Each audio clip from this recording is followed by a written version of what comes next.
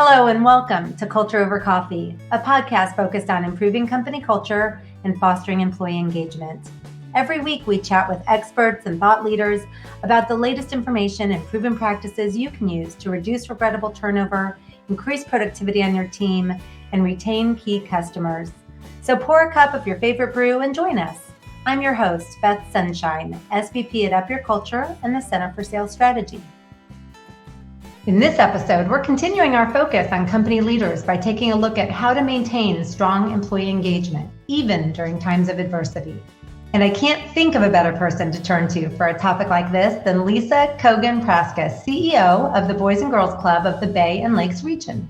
Lisa has incredible insights like why too often leaders think they need to have all the answers when really their job is to show the path forward. How without transparency, it's hard to have an intentional culture. And finally, how when leaders are truly present, they can make a huge difference in the engagement of their team. All right, well, welcome, Lisa, and thank you so much for joining me today for a little Culture Over Coffee. Although I haven't been able to see you live, in real life, for a few years now, but we are, of course, connected on LinkedIn. You and I were talking about that before we hit record. And I always look forward to your posts because they often strike a chord with me. Some people are truly just gifted with, sending a message to others. And LinkedIn is a great forum for that. They give me something to really think about. Sometimes you're inspirational, sometimes philosophical. You're always authentic. You're always candid. Sometimes it makes me laugh. You always give me food for thought. So even though we haven't connected live in a while, boy, your LinkedIn has been a treat. And today we're going to talk about maintaining employee engagement when leading through uncertainty. It's a topic that is on the minds of many leaders today in business. When our team here at our company was brainstorming on the ideal guest for this topic, your name came to mind right away. You have led through change. You and I met during a time of great change. You have dealt with uncertainty. You've modeled resiliency. You've created ongoing engagement through it all. So at the end of our chat today, I'm going to share your LinkedIn information so all of our listeners can check out the great content you have shared on this subject, if that's okay. Oh, that's wonderful. You're setting the bar way too high, but thank you. Thank you for that. No, you are very deserving. And I'm so glad you joined me for this conversation today. Absolutely. Are you ready to jump right in? Let's do it. Let's do it. All right, good. So let's begin with just a quick brain jolt. It'll kind of warm us up. I want you to envision the very best company culture that you can think of. So maybe share with me 3, 4, 5 words that you would use to describe that ideal culture.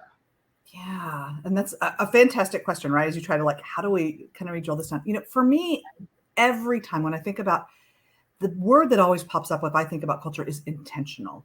And I think that is so incredibly important because I was good cultures don't happen by accident. They don't happen without a strategy. And I think sometimes we kind of just think our culture is organic and there's parts of that that's true, but I always joke, you can't potluck your way to a great culture. I mean, it's more than that. And so you have to have intentionality around that, just like you would have intentionality around your marketing strategy or your development strategy or your finance strategy. So it's that level of priority. So intentional to me is huge. Yeah. And then I would mirror that with the other thing that I think is so critical in any culture is transparent, because I think without transparency, it's really difficult to have an intentional culture. And then probably in this day and age, dynamic, right? Everything changes. I mean, like you said, from the time that you and I last sat down face to face, the world has changed. And so we can't think of our culture as static. We have to think of it as dynamic in our approach. Yeah. Ooh, great words. We're actually going to talk about all 3 of those, come to think of it today. So you led us right into these questions beautifully. So let's dive right into the deep end. Sure. Knowing what I know about you and just a little we've talked about, I think you would agree that we have had more than our fair share of uncertain times over the past few years. It's been difficult for many. My question is, in your view, what role do leaders play in ensuring that employee engagement remains consistent even when things around us are unstable? What role do leaders play in creating that consistency, that intentionality, and so on? And I think I'd like to start with like what role we don't play. And the role we don't play is having to have all the answers. And I think so many times leaders think, I have to have all the answers to this. That's my job. And our job really isn't that. Our job is to say that we have to show a path forward, right? We have to build confidence, connection. Together, we can find all the answers. But it really is that kind of coxswain position of we've got to get the team rowing. It doesn't mean that, and there were many things that we just don't have the answers to. We gotta just go through it. And so I think that to me is a leader's greatest challenge, gift, whatever that is during that time of change. Also, there's also some just advantages to leading in a time of change. I came into an organization right as the world shut down. What was beautiful as a leader coming into that is I didn't turn the apple cart over. It was turned over. Like I didn't come in and create it, but I did get to come in now and say, let's all rebuild it. And so there is some power when you're going through change that you can leverage, kind of create that collective around and that, that buy-in and almost that support and say, okay, let's talk about how going forward. So being open to that too and saying, how can this actually be a strength and not just a deficit? Oh, I really love your thinking. I love that you started with what they aren't responsible for, because you're right. So many leaders feel as though they have to have the answer for everything. And often, especially in recent years, the kind of change we're really talking about, it's impossible to know the answers. And what a great way to flip that upside down and say, the plus side is we didn't turn over the apple cart. Love it. But we can work collectively to fix it.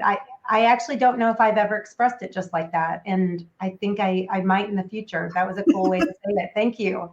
Please do. All right. So let's get into the topic of communication. Are there any specific ways you recommend leaders communicate with their people to keep them engaged, to keep them motivated, especially during these uncertain or challenging times? Yeah, there's an interesting, earlier in my career, I was tasked with bringing 3 organizations together so that we had merged 3 organizations. And as you can imagine, when that happens all at once, there's a lot of change and turmoil and anxiety, and we're trying to figure things out.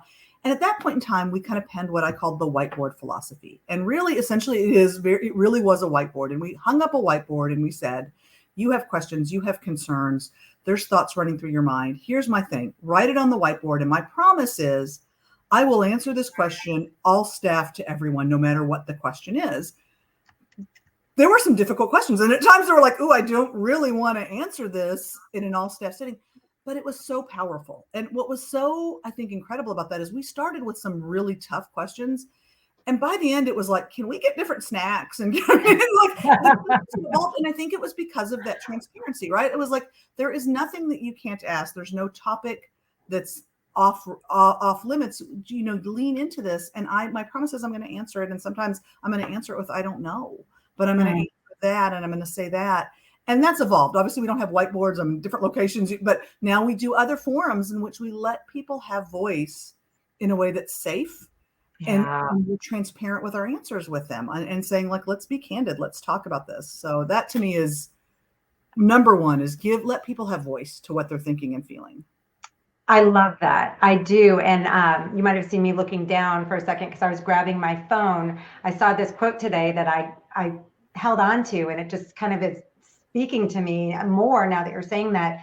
It's a Simon Sinek quote, and he said, transparency doesn't mean sharing every detail. Transparency means providing the context for the decisions we make.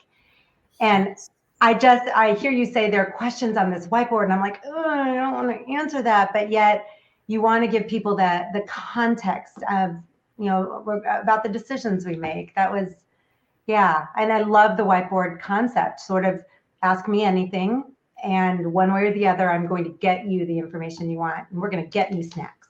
Exactly. That is what I think. The other thing on communication that's so important, and I think it took me a long time to kind of remember this, is proximity and communication happens, right? And so being really aware of when I've got a message to deliver, am I okay that there's going to be proximity communication? And so the people in this building are going to know first, and that message may get misconstrued or translated the telephone game.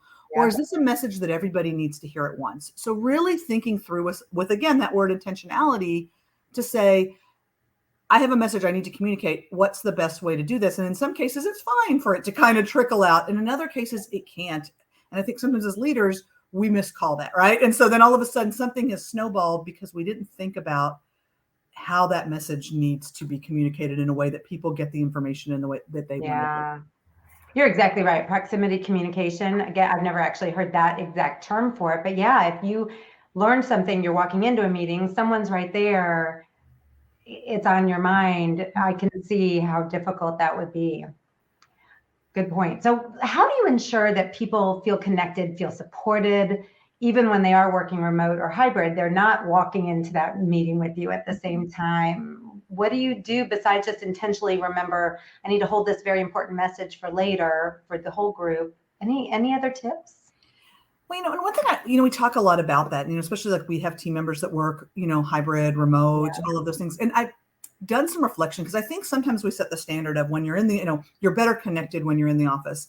And that can be true. But I have been guilty many times of coming to my office and sitting in my office all day and not really seeing the people down the hall any more than if they had been hybrid. So I don't know that just because we're not in the same location, I think it's the same practices, right?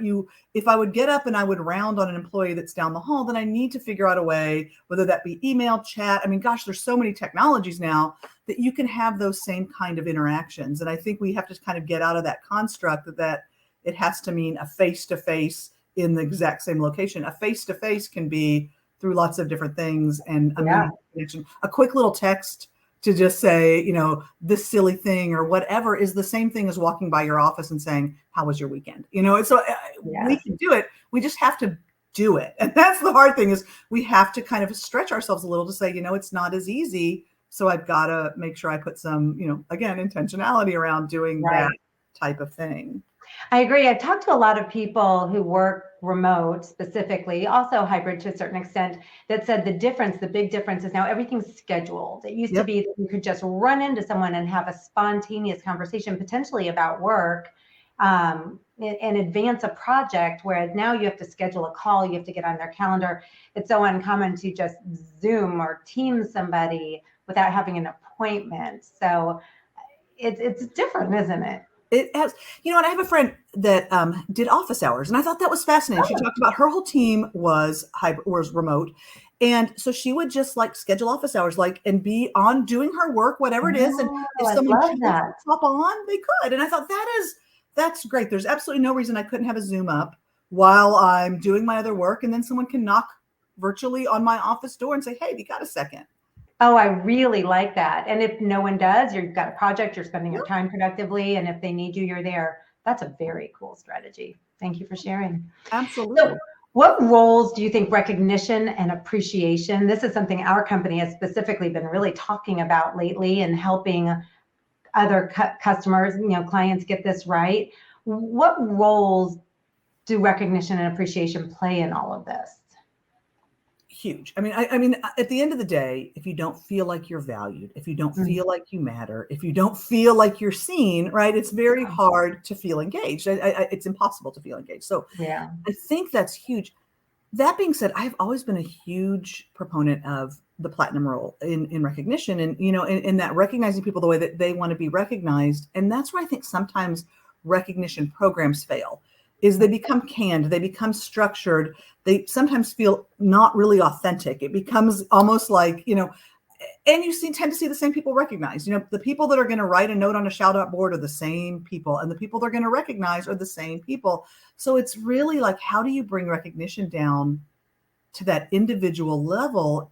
And I think when you ask employees, what I hear time and time again is what means the most is someone saying, your direct leader saying, wow, great job. I saw that. You know what I mean? And I'm and it doesn't have to be, you got a gift card, and it doesn't, that's all nice and that's all great, but it's the time to just say in the moment, wow, I see what you're doing, and thank you for showing up today and doing what you do. That's the key. And the rest is just icing on that cake, right? Then it just gets even sweeter after you do that. That's right. That is the cake, and everything else is the icing. I totally agree. We have a tool called the Growth Guide you may or may not be familiar with, but one of the questions, it's designed for a leader to sit down and have a conversation with their direct report. There's a series of questions that a lot of leaders assume they know the answers to, but when they ask the question, they're actually quite surprised. And one of the questions is, when you have a success, how do you want me to recognize that?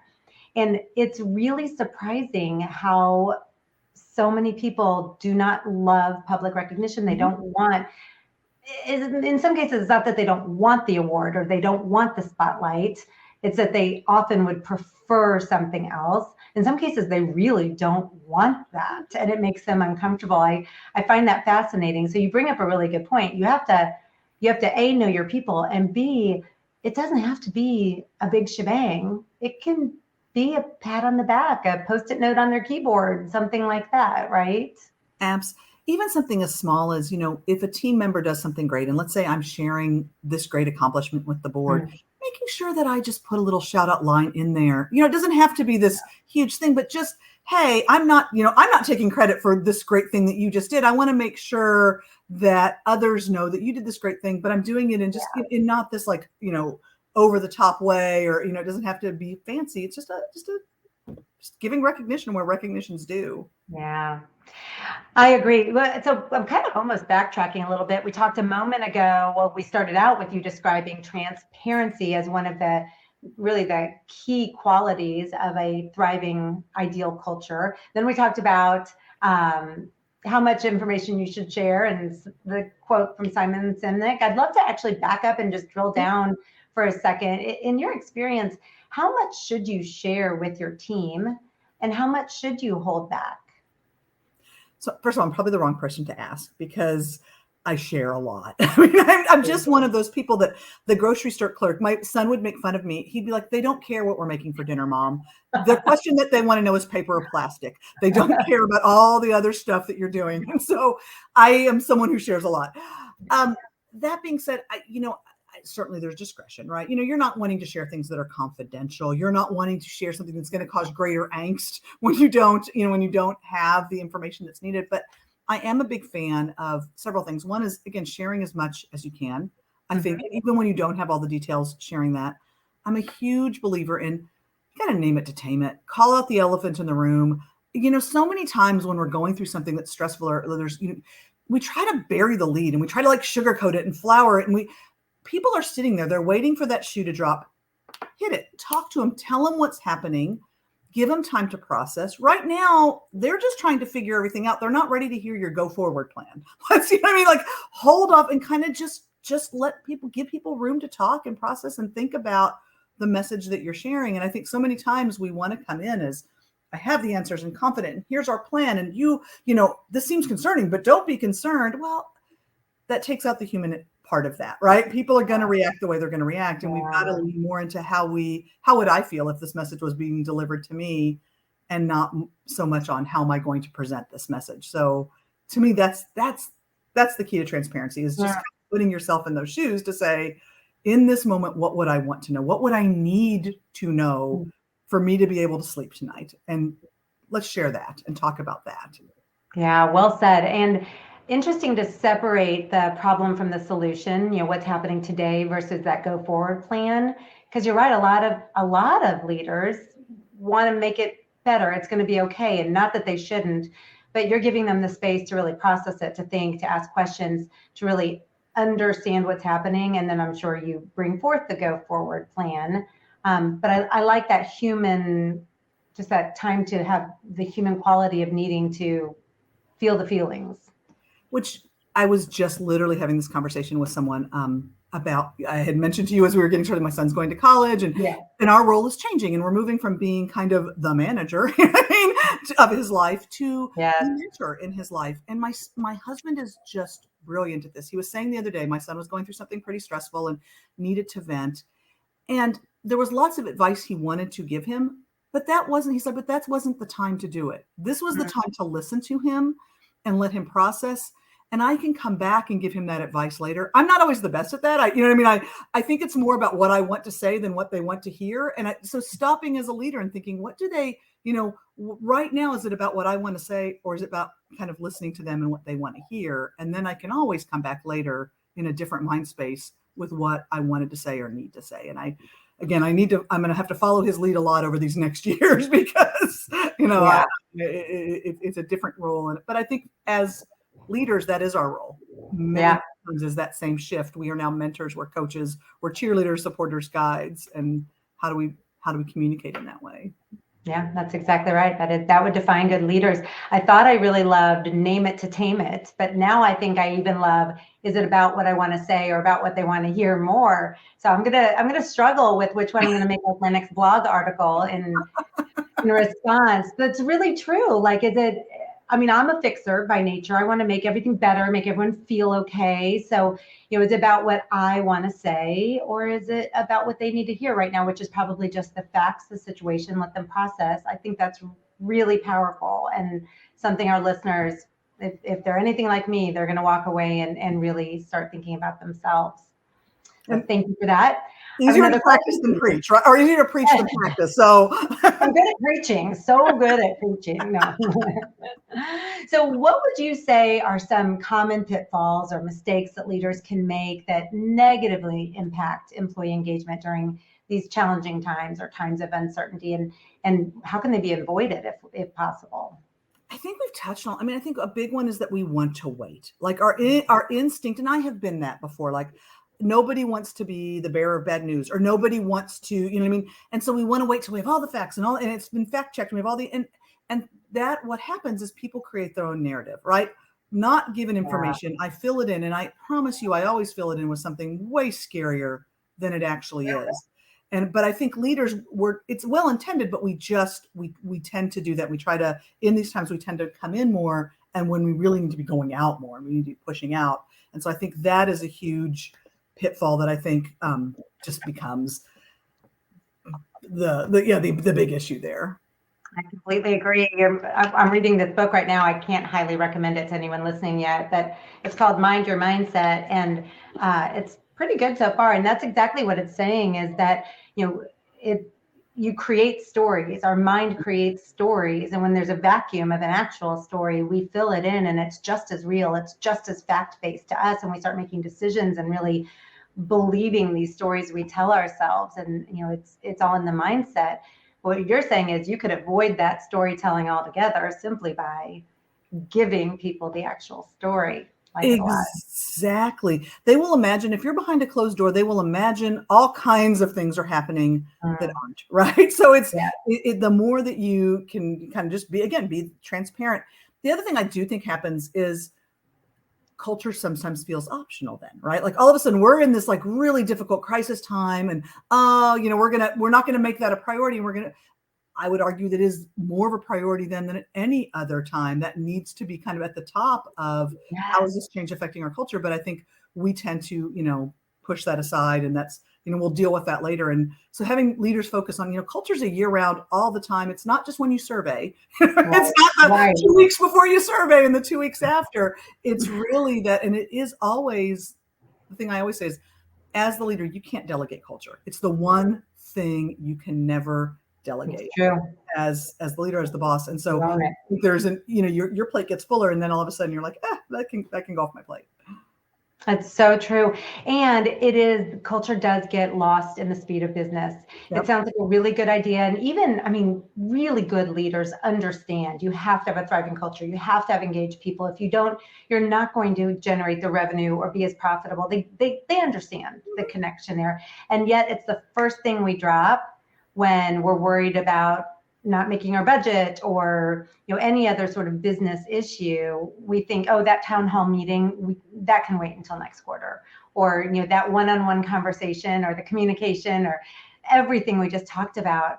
It's a challenge, but boy, every day it's an everyday, like you said, huh?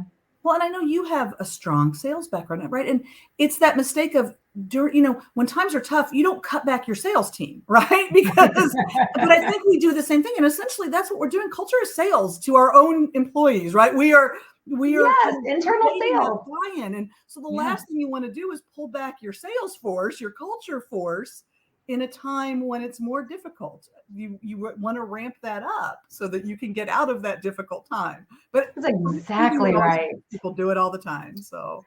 Oh yeah, that's a great analogy. Great analogy. All right, so here's the last question. We have a lot of people who, they are like me, like I said before, their minds are spinning. You have shared some really good nuggets, some things that are common sense, but also a little mind-blowing in the way that you shared them. You've shared some things that may be brand new in many ways.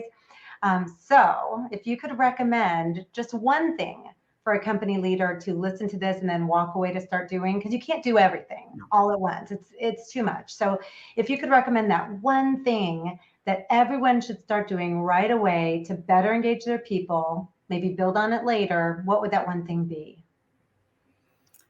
So I'm going to steal a mantra that I got from a different company that I had worked at, and I always loved it. And it's really more about not something I can do externally, but more internally. And that is to be here now. And I think that is so powerful, because I think every leader, and it's layered, right? It's about being present in the moment. It's about listening. It's about asking questions. And I think that, to me, if you were going to do one thing, it's going to be, I'm going to intentionally walk around and talk to my team members or chat with them or do whatever that is. I'm going to make that connection. The rest of it can build, the strategies can build, but it really is about being present when you're present. And that will set the tone for everything else that you do. So it falls really solely on you. And so it's definitely not something you can delegate, but it's something that will make a difference, not only at work, but at home and in every interaction that you have. And it's a whole lot easier to say than to do. So I always want to be mindful of that. It's hard to do that. It is. So well said, though. Someone I'm very close to always says you can multitask things, but you cannot multitask people. Yes. And it's true, but it's so hard sometimes, especially with social media and texts, phones being in your hand, and everything that technology brings us and whatnot. It's hard to really focus, be present, truly listen, shut everything else out. But boy, that is something every one of us can do a little more of, starting right away. So. Absolutely. And again, it's one of those things that I think is a journey. There are some days I probably do that way better than others. And so I think that introspection, right, of saying, I can say this, it can sit on my desk, but do I actually do it? And then challenging ourselves to lean into that. So yeah. Absolutely. Perfect way to end our conversation today. I want to thank you, Lisa, for the time you spent talking about culture with me over coffee. You shared, like I said, a lot of great information, a lot of ideas related to creating strong engagement, specifically during times of change. I know our leaders have found it valuable. So as promised, we're going to drop your LinkedIn information in the show notes so our listeners can connect with you. I'd highly recommend it. And I'm also going to add a link to the Engage 2023 Company Culture Report, because listeners, you can use that to grade their own company culture, to consider. It's a broad study that we did in 2023, and they can consider what is important to people right now, what is creating engagement, where are leaders really hitting on it, where are they missing the mark, and there's a whole section on change. So I'll attach that too. It dovetails, I think, nicely with what you were talking about today. I want a copy, so make sure. You got it. All right. So thank you, Lisa, for joining me. Thanks for the opportunity. It's been so much fun. Right. It has been. Thanks so much for spending time with us on Culture Over Coffee. If you've enjoyed the conversation, be sure to subscribe and join us for every episode. For more helpful information on the topics of company culture and employee engagement, visit us at upyourculture.com. Enjoy the journey as you increase engagement and up your culture.